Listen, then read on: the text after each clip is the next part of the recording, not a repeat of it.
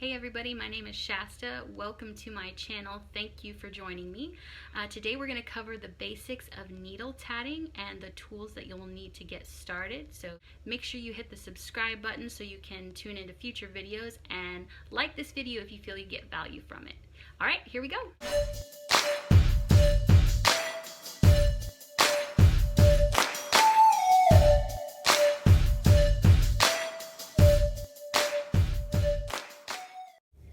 Okay, so the tools you will need for needle tatting are your thread.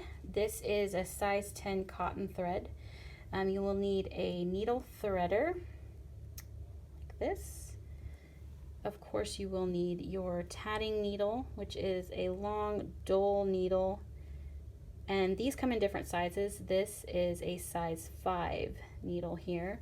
And then sometimes you will need a small crochet hook, and I will explain what that's used for later on. And then you'll also need scissors. So those are your basic tools that you need when you do needle tatting. Okay, so to get started, you will need to thread your needle here. So how you will do that is insert the needle threader into the tatting needle. Take your thread and put it through the needle threader, and then pull the thread through the needle like so. Okay, and then when you get started, you do want quite a bit of a tail here hanging out, and then you will also need usually about 40 centimeters of thread, so you have a nice loop here.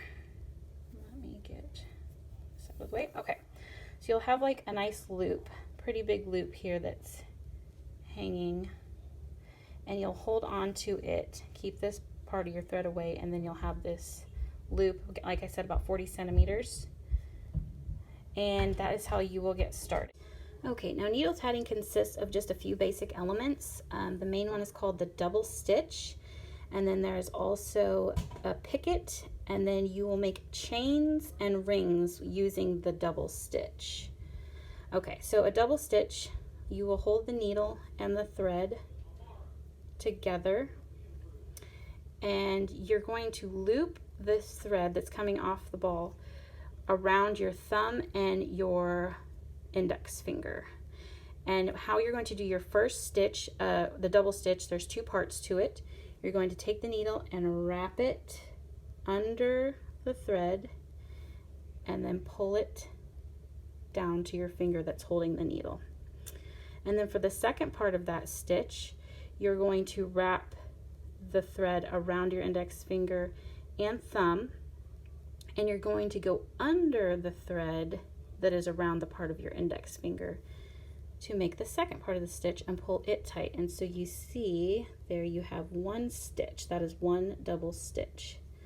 So again, to do that stitch, you'll go under your thumb for the first part, and then flip and go under your index finger for the second. And so now you have two stitches. I'll do that again a few more times to show you. Under your thumb and under your index finger. Under your thumb and under your index finger. One more time, under thumb and under your index finger. So now we have 5 double stitches on the needle. And next I'm going to show you the basic, another basic element of needle tatting, which is the picot. And all it is the same part of the double stitch. It's just the first step. So you'll go under the thumb and wrap it on the needle. And all you're going to do, instead of pulling it all the way tight, you're going to leave it out a little. So you're going to have some space. And then you'll finish the second part of that by going under your index finger, just like before. So you've made another stitch, but you've left some yarn here, some thread here. So when you scoot it together, you have what's called a picot. It's a little tiny loop like so. Okay, so you have a picot there. So now you can just do a few more stitches. So under your thumb, under your index finger, I'll go ahead and do 5 stitches here. let's see, I have 3, 1, 2, 3, and then 4 and 5.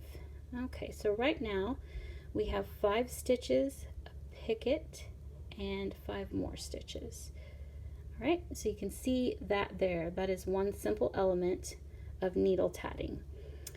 Okay, so the next part would be a ring. So we've got our 5 stitches, our picot, and then 5 more stitches. So now I want to make a ring. So you remember we left this big loop at the beginning and then with the end of our thread.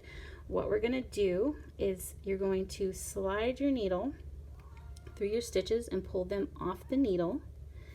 And to make a ring, you will tuck the needle through that loop, and then you're going to just keep pulling and pull that closed, and then it's going to make a ring. And depending on how you want it, if you want it to be really, really tight, you can just keep pulling. It'll make it smaller and smaller. You can also shape it kind of how you would like. It's up to you. But here you see you have a ring with a picot on the end. So to secure that so it doesn't come apart, you are going to flip it over, and then what you're going to do, the thread coming off your needle is underneath this thread that's going back to your yarn. So you're going to take the needle and go underneath that thread that is being held tight, the thread that's connected to the ball, and then you're going to make a simple knot there. All right, and now you can see there's a teeny tiny knot right there. Okay, so now you can do the next element. If you want, you can make another ring, or say your pattern calls for what's called a chain. Now, a chain is simple. It's just like the ring we made basically, except you're just going to end it differently. So how you will make that is you're going to take the thread that's connected to your needle and again make it kind of a circle, so the work you did, and then that thread is going to make that loop here, and you're just going to hold it tight, and you're just going to do your double stitch again. So we'll do 5 more double stitches. So there's the first part and the second part, and I've pulled it tight so you see my first stitch there, and we'll do 5 more stitches.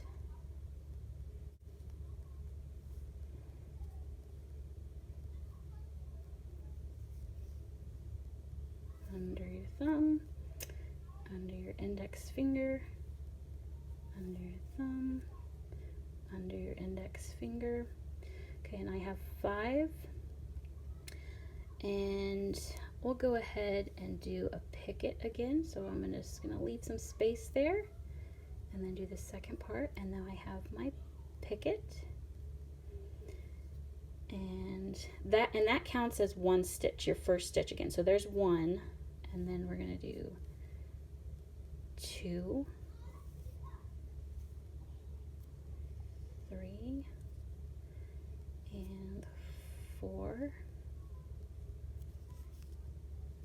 and 5.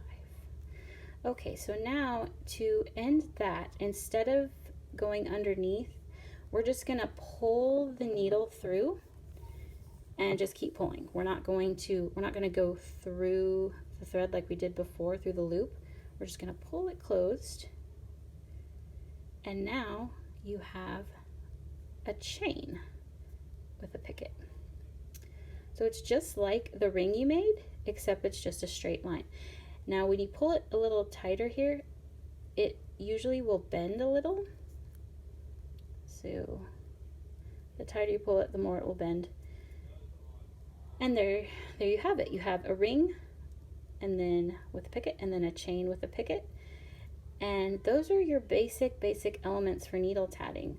And then you will have to secure that chain again, so you'll want to wrap that thread around your index finger and turn your work here. And sometimes it can get a little twisted up like I am right now. So you just kind of have to think which way this thread's going, because you're wanting to make a knot, a simple knot. So let's see here. And just like so. So now that chain is secure, and that is basically all there is to it. So when you're following a pattern, you just have to pay attention to how many double stitches it'll say, and then usually it'll have a P for picot, and a J for join, which that is when you will use the crochet hook I was talking about. Yeah, this is a very, very small crochet hook that's used for like doily making. And that is because you have to get that hook through the picot in order to grab thread to pull through. So that's all that's used for, and I will show that in a future video. I am going to be doing a video showing how to make some basic earrings, and in that video I will explain how to do a join. All right, everybody, well, thank you for watching, and next time I will be showing how to make these earrings here, and they are super easy and really cute. So hit the subscribe button so you get the notification when I post that video. See you later.